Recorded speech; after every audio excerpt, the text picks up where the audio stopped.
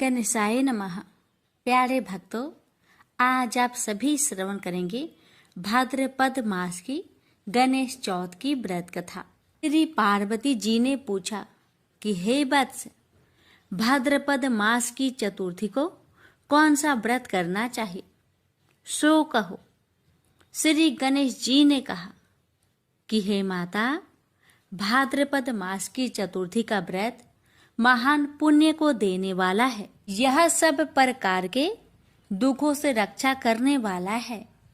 इसे पूर्व विधि से करना चाहिए।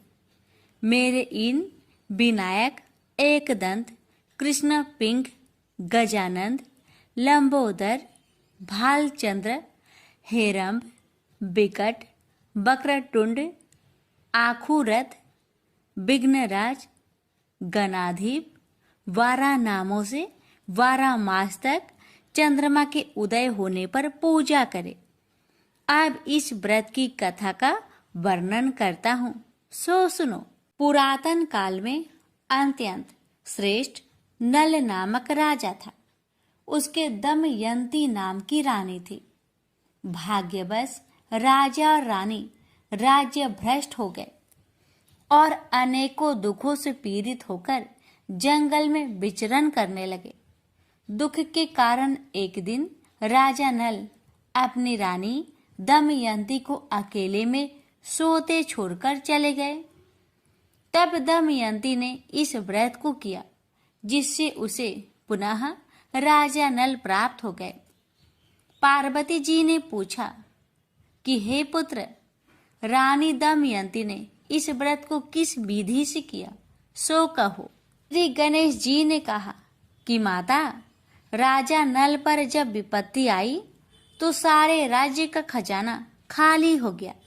राजा ने जुए में सब खो दिया। हाथी घोड़े सब छीन गए। तब राजा नल और दमयंती असहाय अवस्था को प्राप्त होकर जंगल को चले गए। वहां पर देववश राजा और रानी भी बिछुड़ गए। राजा रानी अलग अलग घूमने लगे। विचरण करते हुए एक समय दमयंती को ऋषि सरभंग के दर्शन हुए। ऋषि सरभंग को दमयंती ने हाथ जोड़कर प्रणाम किया और विनम्र भाव से प्रार्थना की कि हे महर्षि, मेरे पति का मुझसे वियोग हो गया है। मैं अपने पति से पुनः किस प्रकार मिल सकूं, ऐसा कोई उपाय बताए। महर्षि सरभंग बोले कि देवी, तुम बड़ी श्रद्धा और भक्ति से भाद्रपद मास की चतुर्थी का व्रत किया करो। इस व्रत के प्रभाव से तुम्हारे पति तुम्हें वापस मिल जाएंगे। गणेश जी बोले कि हे माता, महर्षि सरभंग के कहने पर दमयंती ने भाद्रपद मास की चतुर्थी को व्रत करना आरंभ कर दिया। व्रत के प्रभाव से रानी को पति प्राप्त हो गए। फिर राजा नल और उनकी रानी दमयंती पुनः अपना राज्य प्राप्त कर सुखपूर्वक रहने लगे।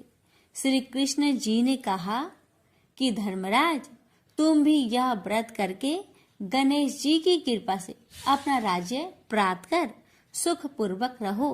यह व्रत संकट तथा दुखों को दूर कर समस्त सुखों को देने वाला है।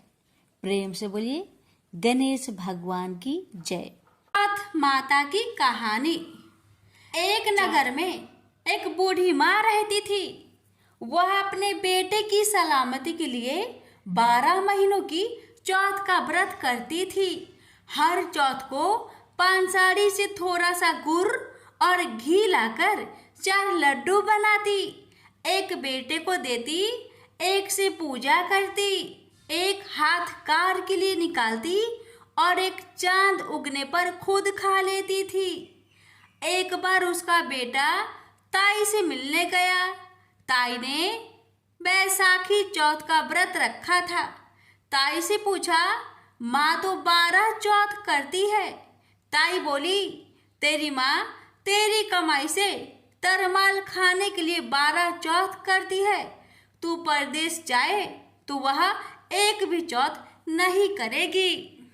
लड़के को लगा ताई सच कह रही है। घर आकर माँ से कहा, मैं परदेश जा रहा हूँ, यहाँ तू मेरी कमाई खाने पीने में ही उड़ा देती है। माँ ने समझाकर रोकना चाहा, पर बेटा नहीं माना। माँ ने उसे साथ ले जाने के लिए चौथ माता के आंखें दिए और कहा, मुसीबत में ये आंखें तेरी मदद करेगी। वह आंखें लेकर रवाना हो गया। घूमते हुए एक नगर में पहुंचा। उसने देखा एक बूढ़ी माँ रोती जा रही थी और पुआ बनाते जा रही थी। उसने कारण पूछा तो बूढ़ी माँ ने कहा, बेटा, इस नगर की पहाड़ी पर एक दैत्य रहता है। पहले वह नगर में आकर कई लोगों को खाने के लिए मार देता था। अब राजा हर घर से एक आदमी दैत्य के पास भेजता है और आज मेरे बेटे की बारी है, इसलिए रो रही हूँ और उसी के लिए पुए बना रही हूँ। वह बोला, तू पुए मुझे खिला दे, तेरे बेटे की जगह मैं चला जाता हूँ। बूढ़ी माँ ने खीर पुए उसे खिला दिए। खा पीकर वह सो गया। रात को राजा के सैनिक आए तो बूढ़ी माँ ने उसे भेज दिया। दैत्य के सामने पहुंचने पर उसने चौथ माता के आंखें दैत्य की तरफ फेंक कर कहा, हे चौथ माता, यदि मेरी माँ मेरी सलामती के लिए व्रत करती है तो दैत्य का सिर कटकर गिर जाए। तुरंत दैत्य का सिर कट गया। लड़का वापस आ गया। राजा ने उसे उपहार देकर विदा किया। चलते हुए एक दूसरे राजा के नगर में पहुंचा। इस राज्य में आवा तभी पकता था जब एक इंसान की बलि दी जाती थी। सिपाहियों ने उसे पकड़कर आवे में चुन दिया। लड़के ने आंखें आवे में डाले और कहा, हे चौथ माता, यदि मेरी माँ मेरे लिए व्रत करती है तो आवा मेरी बलि लिए बिना ही झट से पक जाए। आवा तुरंत पक गया। आवे में से मिट्टी की जगह सोने चांदी के बर्तन निकले। अंदर से लड़का बोला, बर्तन धीरे धीरे निकालना, मुझे लग नहीं जाए। राजा ने उसे निकलवाया और पूछा, इस आवे से तुम बच कैसे गए? लड़के ने बताया कि उसकी माँ चौथ माता का व्रत करती है, व्रत के कारण ही वह बच पाया। राजा को विश्वास नहीं हुआ। उसने एक चांदी की सुराही मंगवाई और कहा कि सुराही की नली से निकलकर दिखाओ, तभी मुझे विश्वास होगा। लड़के ने चौथ माता को याद करके आंखें सुराही में डाले और कहा, मैं भंवरा बनूं, सुराही से निकलूं। लड़का भंवरा बनकर सुराही से निकल गया। राजा ने खुश होकर राजकुमारी की शादी उसके साथ करवाई और सभी लोगों को चौथ माता का व्रत करने को कहा। उसे माँ की याद आई। उसने राजा के पास जाकर खुद के नगर जाने की इच्छा जाहिर की। राजा ने रथ, घोड़ा, हाथी और खूब सारा दान दहेज देकर उन्हें विदा किया। चौथ के दिन अपने नगर पहुंचा। वह अकेला पंसारी के यहाँ माँ का इंतजार करने लगा। सोचा, चौथ है तो माँ यहाँ जरूर आएगी। थोड़ी देर बाद लकड़ी टेकती हुई माँ आती दिखी।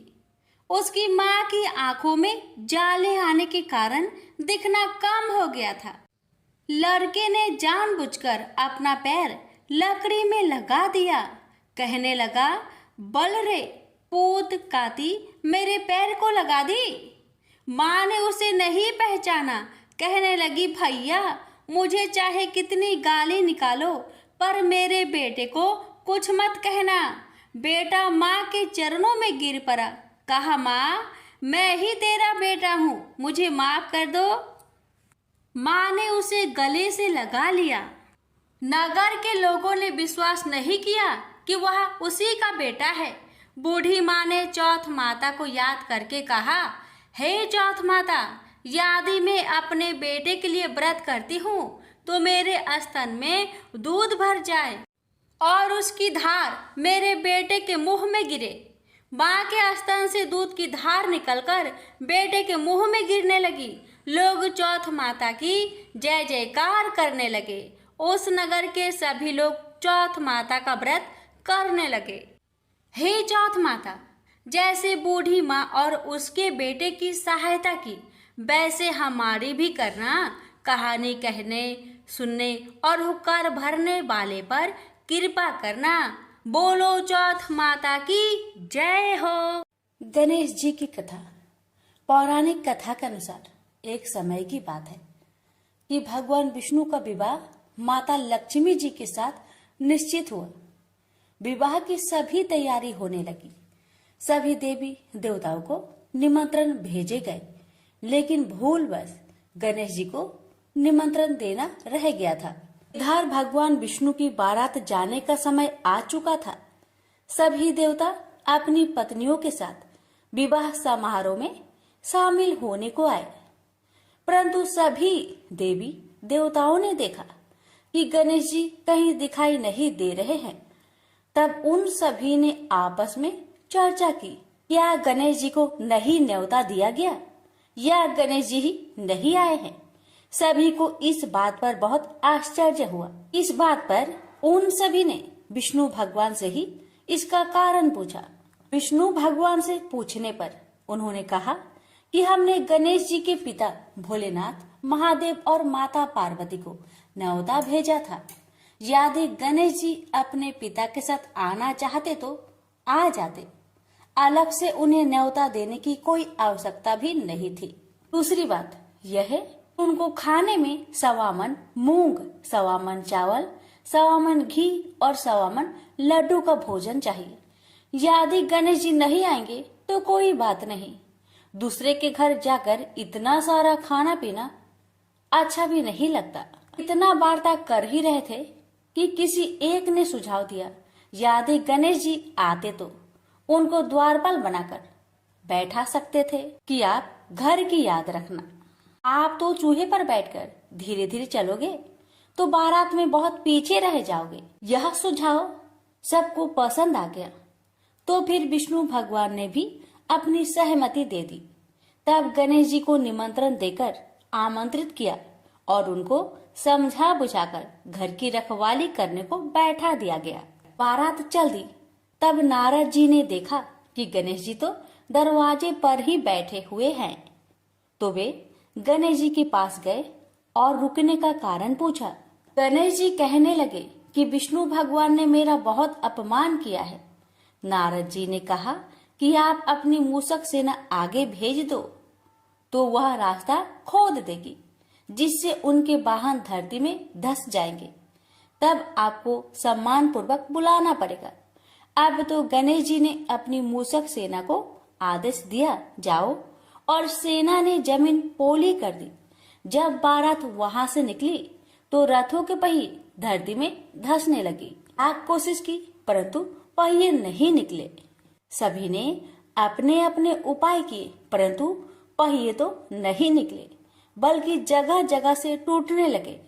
किसी को समझ में नहीं आ रहा था कि अब क्या किया जाए।